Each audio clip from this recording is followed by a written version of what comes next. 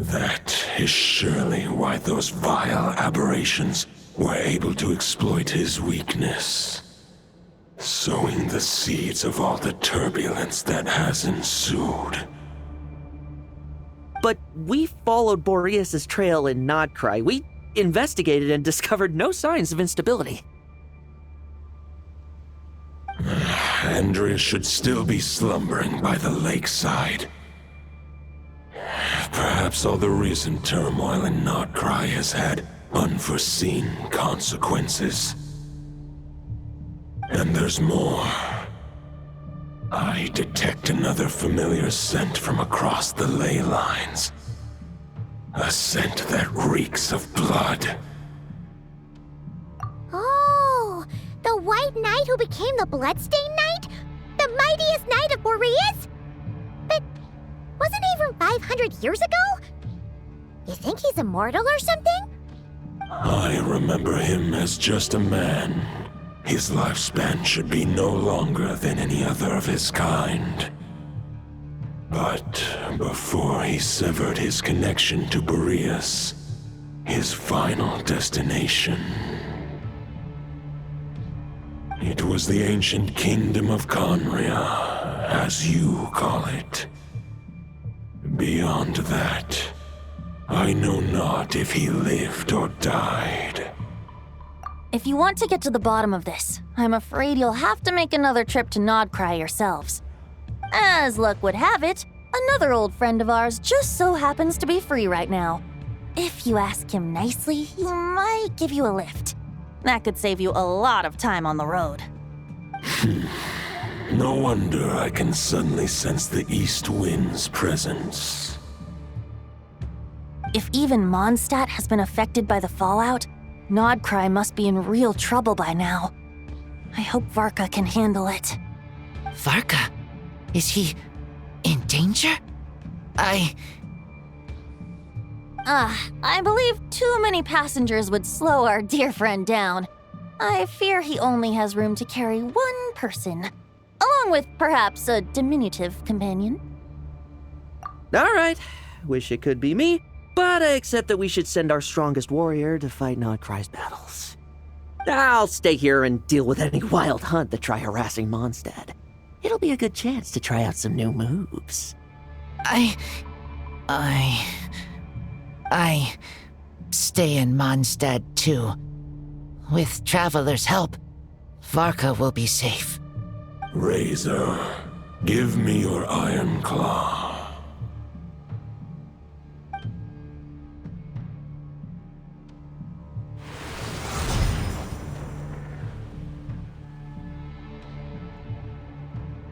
Golden-haired traveler, give this token to the current knight of Boreas.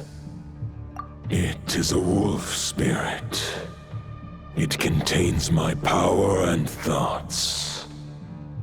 Though I have given him a piece before, this should bring him new strength.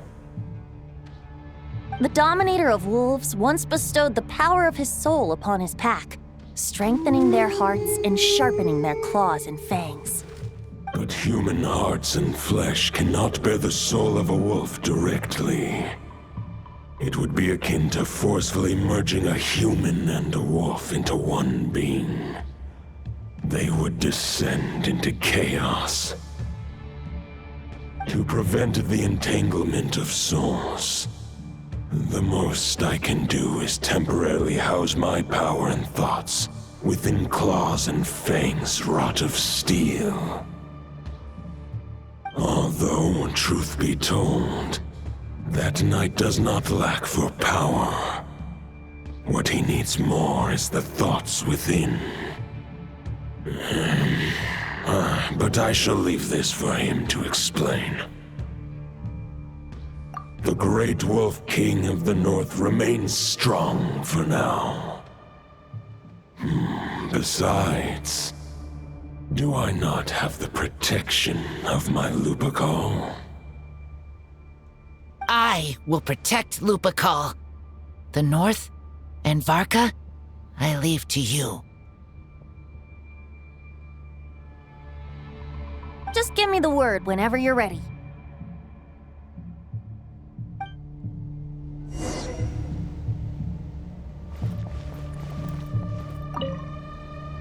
I can read Varka's letter. I will try my best to write a reply. A wolf's claws make poor instruments for writing human words. But that token will suffice to convey my thoughts.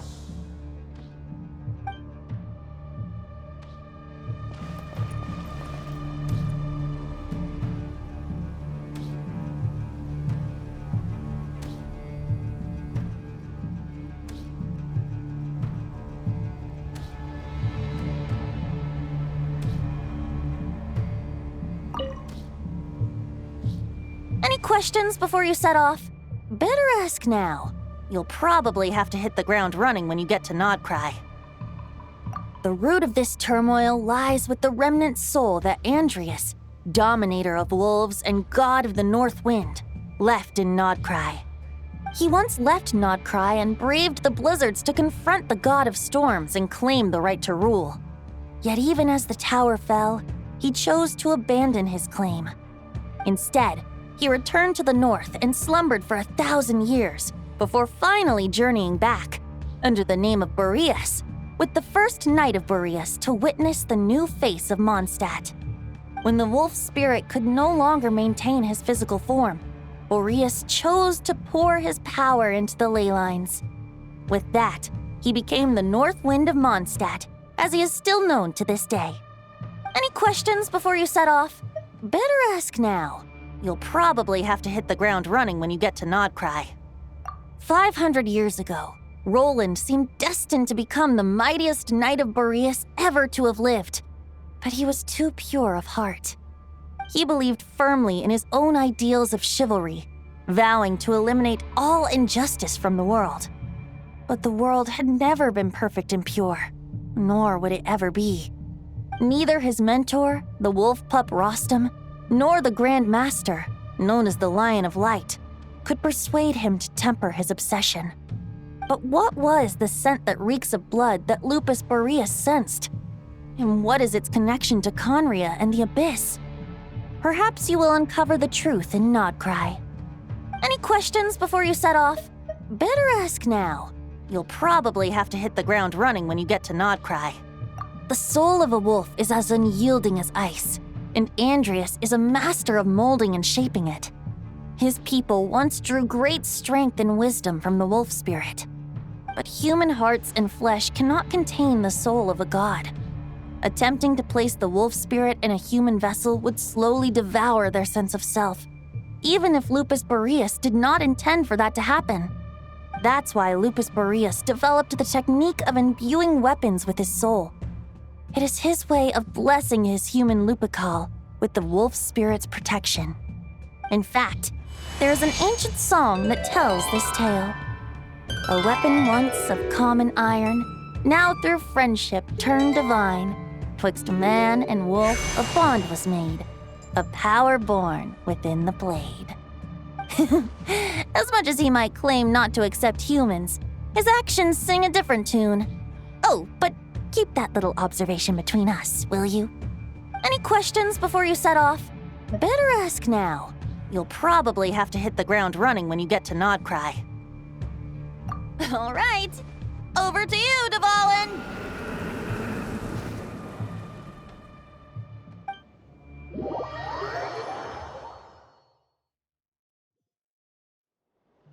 The Knight of Boreas awaits below.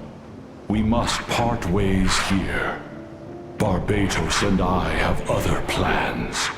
We will meet you again later. All right. Hey, wait.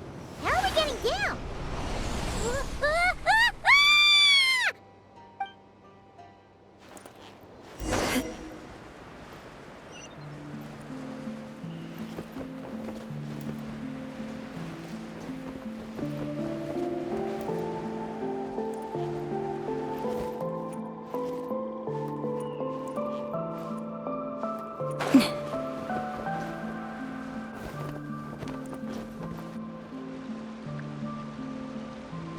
Hold the line!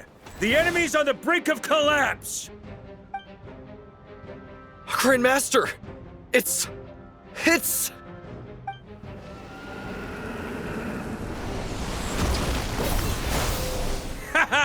Reinforcements! It's about time! And Paimon too! We're just about hanging in there. Most of their grunts are taken care of now. Their leader's gonna have to make a decision soon. Fight or flight? What will it be, mightiest knight of Boreas? As expected, this hastily summoned Wild Hunt horde is nothing but a disorganized rabble. A mere shadow of the forces gathered by the Rahir of Solnari. But they have served their purpose. I now understand your tactics, and you, in turn, understand mine. This is fair. This is the way of chivalry. Farewell, heir to the knighthood of Boreas. Whether you choose to resist me or not, I shall set right the injustices of this world. In the name of the blood-stained knight. Guess they're retreating for now. So that Wolf of the North look-alike, that was Andreas? But why would he be leading the Wild Hunt? And why was he talking about the Bloodstained Knight? Ugh, forget that. We can save the details for later. He was the enemy boss, right? Are we just gonna let him get away? There's no point chasing after him. We've crossed blades already, and it ended in a stalemate. Right now, there's nothing we could do about him. True. We're still not certain of his true identity, but whether he's a god corrupted by the Abyss or a legendary knight, killing him might be just about possible, especially now that you're here. The difficult part is, we can't kill him right now. Huh? What do you mean? Is he immortal or something? No. Judging from our skirmishes so far, I don't think he's got any special abilities of that caliber. Nor does he have the ridiculous level of power wielded by the Five Sinners. But, compared to Rerir, our current foe clearly has a better understanding of how to exploit Nodcry to his advantage, particularly when it comes to Andreas' remnant soul. Exactly. Sounds like you realize what the crux of the issue is. I managed to cut off a sample from our foe, which Albedo and Durin are analyzing as we speak. Meanwhile, our other allies should be making their way home from their own battles by now. Let's discuss this further when they're back. We still have some big challenges ahead before this expedition can finally be declared a victory.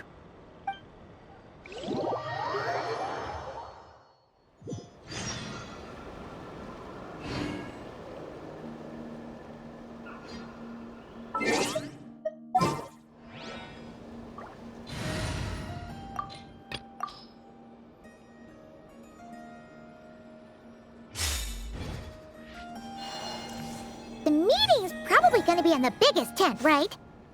Looks like a bunch of people are there already. Why don't we go chat with them?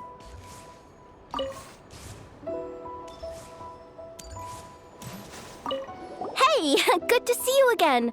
Oh, Boss Sneff asked me to pass on a message. She went to see Lauma and Columbina at the Frost Moon Scions. Apparently, there haven't been any changes to that space the Rahir of Solnari's in. That means the recent Wild Hunt attacks have nothing to do with Rerir, right?